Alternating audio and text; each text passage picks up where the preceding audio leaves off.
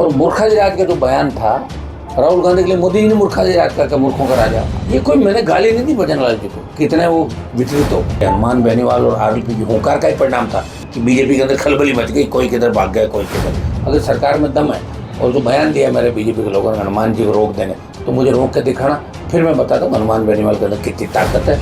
अमरा राम जी अपनी पार्टी के नेता नहीं, उनकी पार्टी का बॉस हो रहा है। आप समझ रहे हो कितने दोगले हैं लोग। आरएलपी का वोट मिला अमरा राम को और कम्युनिस्टों का 3-4 हज़ार वोट मिला भारतीय जनता को। आरएलपी की वजह से अमरा राम जी का बुढ़ापा सुधर गया।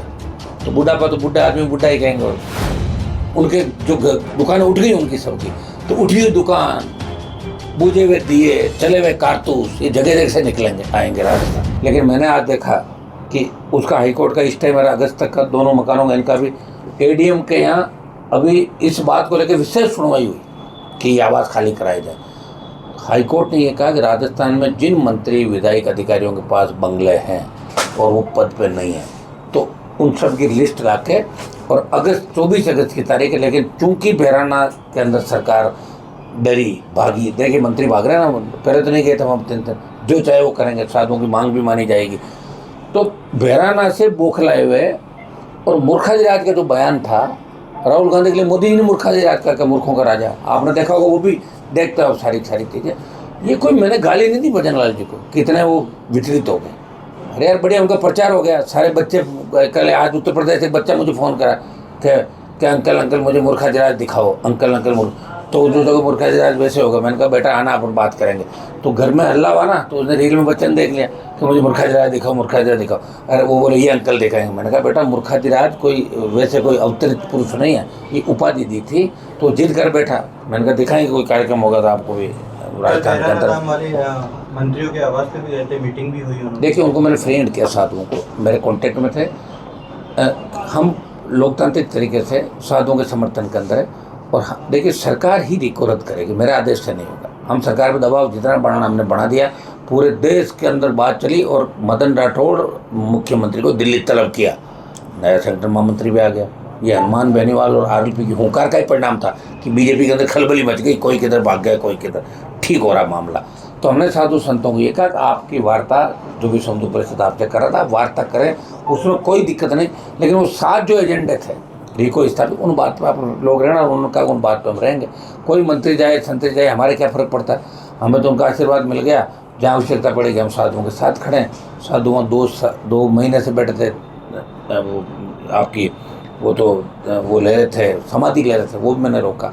और हमने भाजपा को उसका एजेंडा याद दिलाया कि साधु गाय ये बीजेपी का एजेंडा है, आप अपना एजेंडे से भटक रहे हो, आप जमीनों पर कब्जे, बजरी माफिया, पर्यटन भू माफिया, पेपर लीक, इनके अंदर शामिल हो गए। लेकिन अपना एजेंडा उनको याद दिलाने के हनुमान बेनीवाल और राष्ट्रीय लोकतांत्रिक पार्टी ने बड़ी हुंकार राजस्थान के अंदर भरी थी।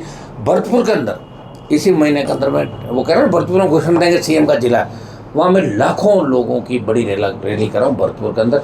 उसकी तारीख का ऐलान कल संघर्ष समिति ने मुझे आमंत्रित किया। भरतपुर के अंदर जाट, भरतपुर, धौलपुर, डीग नया जिला बन गया। तो डीग, भरतपुर, धौलपुर के जाट केंद्रीय सेवाओं में आरक्षण उनको नहीं है, तो उनकी आरक्षण से तमाम जो सीएम के गृह जिले में अपराध बढ़ रहे हैं, बेडम्बा का गृह राज्य मंत्री जिस तरह गुंडागर्दी वहाँ उनके लोग कर रहे हैं, उस गुंडागर्दी से बचाएंगे लोगों को। इसको लेके आज कल में उस तारीख का ऐलान करेंगे और मैं भरतपुर में लाखों लोगों की रैली करके आऊँगा। अगर सरकार में दम है और जो बयान दिया मेरे बीजेपी के लोगों ने हनुमान जी को रोक देने, तो मुझे रोक के दिखाना, फिर मैं बताता हूँ हनुमान बेनीवाल के अंदर कितनी ताकत है इस प्रदेश और देश के अंदर। एक बयान आपने दिया कि आपने बनाया, बनाया, लेकिन अमरा राम जी बोल रहे हैं कि खुद का घर क्यों नहीं बचा पाए। उसका कारण है अमरा राम जी लगातार क्या कि 4-5 बार हार गए ना, अभी वही सोच रहे हैं जीत रहे हैं। पिछली बार मैंने अमरा राम की मदद करी, टेलीफोन आया था, पूछ रहा हूँ उनको। और उससे पिछली बार भी मेरा एक कैंडिडेट ले गया, फिर बोला अपने सब साथ थे। अमरा राम जी की मदद भी हमने करी 2 चुनाव में। और अमरा राम जी का पुराना इतिहास उठा के देखने, लगातार जो 5 चुनाव लड़े ना, उनके कितने कितने वोट आए। ठीक है, अमरा राम जी अपनी पार्टी के नेता नहीं, उनकी पार्टी का बॉस और है। हनुमान बेनीवाल ने खुद की पार्टी बना के सारा काम किया और मेरे हर आंदोलन में 100% जीत हुई है।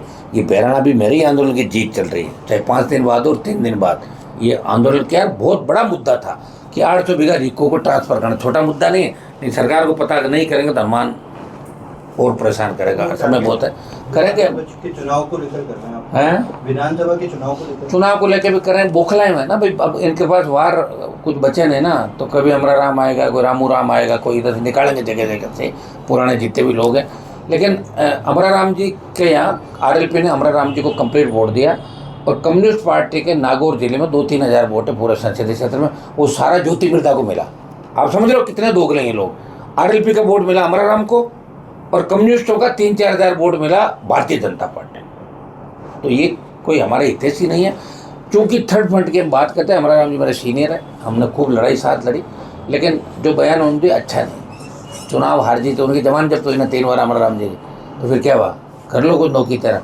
ये तो मेरा ही वो था, अमरा राम जी ये कह दे कि राष्ट्रीय लोकतांत्रिक पार्टी के वोटों के बिना मेरी जीत हुई है, तो आरएलपी के लोग बता देंगे। नहीं तो मैं ये कह रहा हूँ कि कम्युनिस्ट पार्टी के सारे नागौर के वोटर भारतीय जनता पार्टी के साथ थे, मेरे साथ एक भी कम्युनिस्ट नहीं था, फिर भी मैं जीता बिना कम्युनिस्ट वोटों के। और मेरे सामने खियोसर में 6 बार कम्युनिस्ट लड़े और 1000 का आंकड़ा पार नहीं करे, बेचारे 500, 300, 200 लड़े, इनका है ही नहीं। तो अब की बार योग संयोग की बात है, लोकसभा के अंदर हो गया मामला, क्योंकि हम वचन से बंधे हुए थे, मदद कर दी, और इसमें इनका भी ठीक हो गया, बुढ़ापा सुधर गया इनका, अच्छी बात है। एमपी बन गए, मेरे बराबर वाली सीट है दोनों की, हमारा कोई आपसी झगड़ा नहीं।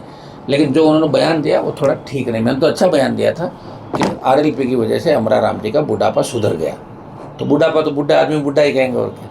अभी 50 साल क्रॉस हो गया, जब 80 चला जाऊँगा तो 80 साल का आदमी का जवान होता है।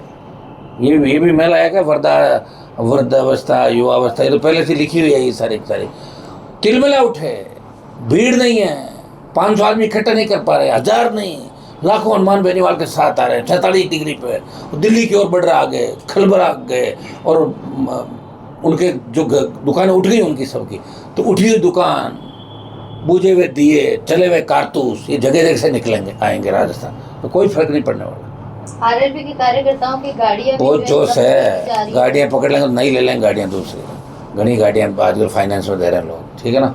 आरएलपी कोई कमजोर थोड़ी, आरएलपी अब दिल्ली के अंदर 28 के रण के बाद राष्ट्रीय लोकतांत्रिक पार्टी दिल्ली की ओर बढ़ेगी, और बीच में जो उत्तर प्रदेश के चुनाव हो रहे हैं, हम उत्तर प्रदेश में भी राष्ट्रीय लोकतांत्रिक पार्टी चुनाव लड़ाएगी इस बार, विधानसभा चुनाव जो 27 के अंदर हो।